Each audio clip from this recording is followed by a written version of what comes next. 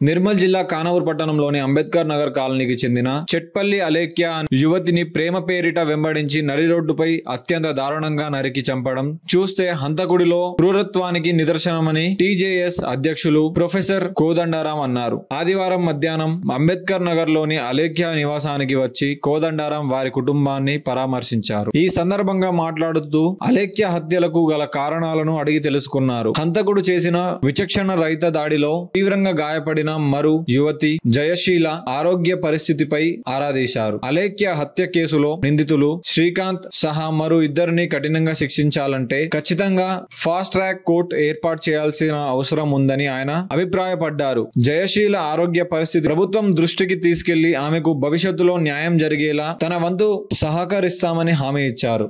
అలేఖ్య ఘటన అత్యంత దురదృష్టకరమైనటువంటి సంఘటన. ప్రేమ అంటేనే దాని అర్థము ఒక అమ్మాయిని ఇష్టపడేటువంటి అమ్మాయి మీద మనుషులు ఇంత క్రూరంగా ఏహ్యంగా దాడి చేయటం అనేది అయితే ఊహకరమైన విషయమే. ఇది ఆ రకంగా దాడి చేస్తున్నారంటే అది ప్రేమ కాదు, ఒక రకమైనటువంటి ఒక వస్తువుగా అమ్మాయిని అనుభవించాలనే ఆలోచన తప్ప మరొకటి లేదనేది దానికి స్పష్టంగా తెలుస్తాం.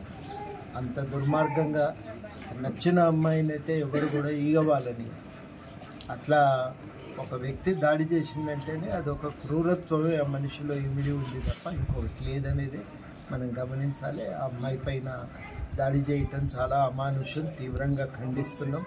ఇట్లాంటివి పునరావృతం కాకుండా చూడాలని కూడా కోరుతా ఉన్నాం.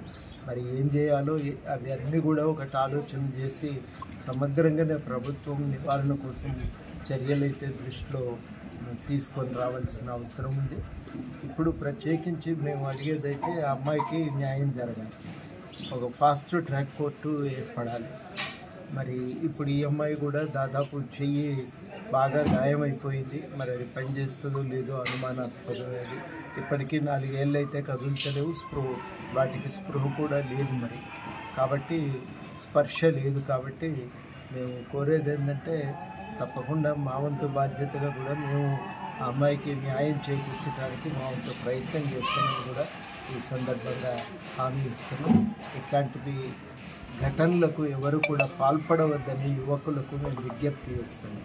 మనిషి మీద ఇష్టం ఉంటే ఆ మనిషిని రక్షించడానికి ఏమైనా చేస్తాడు, తనంతాను గాయపరుచుకుంటాడు, కానీ ఈ దాడికి దిగటం అంటేనే అదొక పాశవిక ఆనందం తప్ప ప్రేమ మాత్రం కాదని.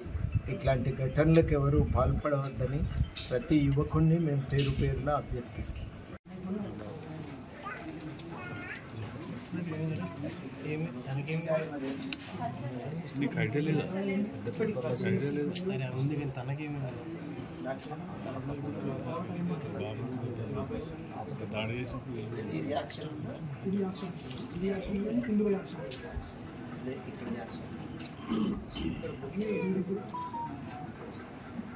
సీన్ ఎనికి జరుగు